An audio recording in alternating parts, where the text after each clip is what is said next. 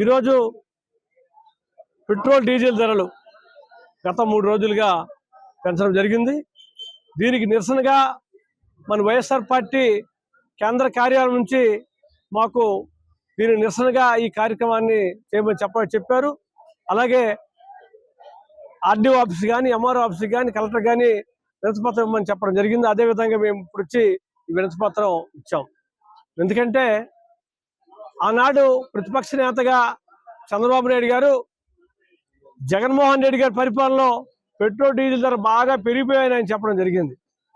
అంతేకాకుండా నేను వస్తే పెట్రోల్ డీజిల్ ధరలు తగ్గిస్తానని చెప్పడం జరిగింది.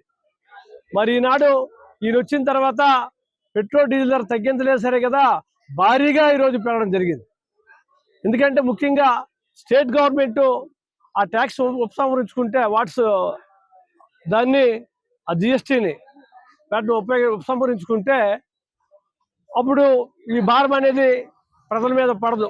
కాబట్టి ఈ విధంగా ఈ పెరగడం వల్ల ఏంటంటే అందరూ కూడా ఈరోజు ఇబ్బంది పడతారు. నిత్యావసర సరుకులు ధరలు పెరిగాయి. మరి పెట్రోలు ఉపయోగించేవారు కానీ, అలాగే డీజిల్ ద్వారా ఉపయోగించే అందరూ కూడా ఎంతో విధంగా బాధపడి బస్సులు టికెట్లు కూడా రేట్లు పెరిగి ఎన్నో విధాలుగా ఈరోజు ప్రజలు ఇబ్బంది పడే పరిస్థితి వస్తుంది. కాబట్టి తప్పనిసరిగా ఇది తగ్గించాలని మేమందరం కూడా ఈ భారీ ర్యాలీతో వచ్చి ఈరోజు వినతిపత్రం ఇవ్వడం జరిగింది. అంతేకాకుండా ఈరోజు ఈయన పరిపాలనలో సూపర్ 6 అన్నాడు. సూపర్ 6 కాదు కదా, ఒక 6 కూడా కొట్టలేదు. మరి జగన్మోహన్ రెడ్డి ఇచ్చిన పథకాలు, సంక్షేమ పథకాలు అన్నీ కూడా రద్దు చేయడం జరిగింది. ఆయన ఇచ్చిన పథకాలు కొనసాగించలేదు సరే కదా, మరి ఒక్క పథకం కూడా ఈయన ఏది ఇవ్వలేదు. ఈరోజు గ్యాస్ లేక, పెట్రోల్ లేక, అంతగా డీజిల్ లేక ప్రజలు ఇబ్బంది పడుతుంటే వీళ్ళు మాత్రం స్పెషల్ ఫ్లైట్లో తిరుగుతున్నారు. మరి ఈ విధంగా చంద్రబాబు నాయుడు గారు కానీ, ఆయన కొడుకు లోకేష్ గారు కానీ మాటలేమొచ్చి ఒకలా చెప్తున్నారు, అధికారంలోకి వచ్చాక ఒకలా చేస్తున్నారు. కాబట్టి ఈ దుష్ట పరిపాలనని మేమందరం కూడా రేపు భవిష్యత్తులో మరి వీళ్ళు ఓడించాలి, జగన్మోహన్ రెడ్డి ముఖ్యమంత్రి చేయాలని కూడా మరి రాష్ట్ర వ్యాప్తంగా ఈరోజు అన్ని ఆఫీసుల్లో కూడా ఈ విధంగా చేయడం జరుగుతుంది. కాబట్టి మీ అందరికీ తెలుసు, ఆయన అనేక హామీలు ఇచ్చాడు.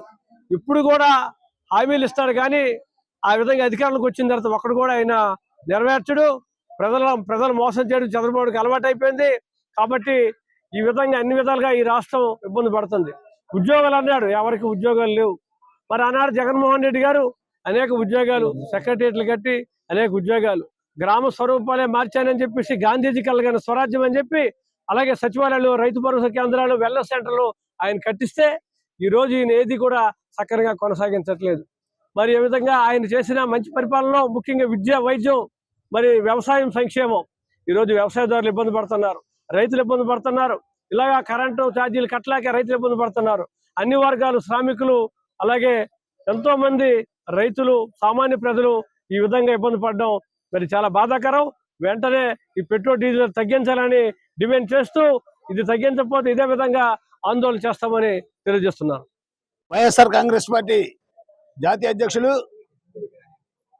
మా అందరికీ దైవమైన శ్రీ వైఎస్ జగన్మోహన్ రెడ్డి గారి పిలుపు మేరకు ఈరోజు పాయకరావుపేట నియోజకవర్గం వైఎస్ఆర్ కాంగ్రెస్ పార్టీ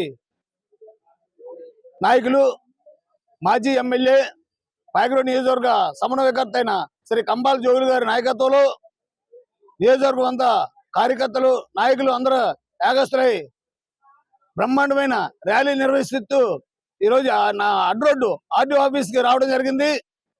జగన్మోహన్ రెడ్డి గారి పిలుపు మేరకు వినతిపత్రం ఇవ్వడం జరిగింది. ఎందుచేతనంటే గతంలో జగన్మోహన్ రెడ్డి గారు ఉన్నప్పుడు పెట్రోల్ ధరలు పెరిగాయి, డీజిల్ ధరలు పెరిగాయని చంద్రబాబు నాయుడు, లోకేష్ గుగ్గలు పెట్టారు. ఈరోజు భారతదేశంలో ఎక్కడా లేని విధంగా ఆంధ్రప్రదేశ్లోనే పెట్రోల్, డీజిల్ ధరలు ఎక్కువగా ఉన్నాయి. అలాగే నిత్యావసర ధరలు కూడా విపరీతంగా పెరిగిపోయి జగన్మోహన్ రెడ్డి ప్రభుత్వంలో 110 రూపాయల ఆయిల్ ఉంటే ఈరోజు 210 రూపాయల ఆయిల్ అయ్యింది. ఈ బాధుడు భరించలేక జనాలు చాలా ఇబ్బందులు పడుతున్నారు. ఇప్పటికైనా సరే ప్రభుత్వం గ్రహించి డీజిల్, పెట్రోల్ ధరలు తగ్గించాలని కోరుతున్నాం. నియోజకవర్గ సమన్వయకర్త, మాజీ శాసనసభ్యులు కంబాల జోగులు గారి ఆధ్వర్యంలో, అలాగే 4 మండల పార్టీ అధ్యక్షులు, వైఎస్ఆర్ పార్టీ అధ్యక్షుల ఆధ్వర్యంలో ఈరోజు 4 మండలాల నుంచి కూడా వైఎస్ఆర్ పార్టీ నాయకులు, కార్యకర్తలు అందరూ కూడా ఈ రోజు జగన్మోహన్ రెడ్డి గారి పిలుపు మేరకు పెట్రోల్ డీజిల్ ధరలు వెంటనే ఉపసంహరించుకోవాలని ఒక వినతి పత్రం ఇవ్వడానికి ఈ రోజు ఆర్డీఓ ఆఫీస్కి రావడం జరిగింది.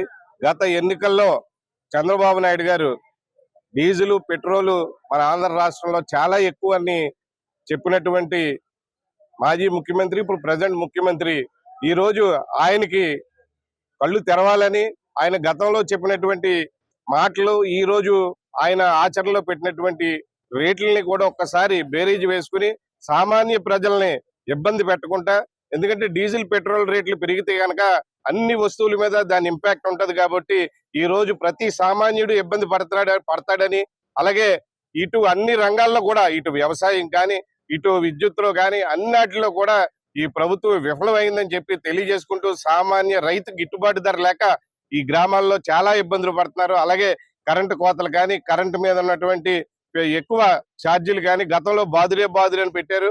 ఈసారి అది బాదుడి కంటే డబుల్ బాదుడి చేసి ప్రజలందరినీ కూడా ఇబ్బంది పెడుతున్నారు.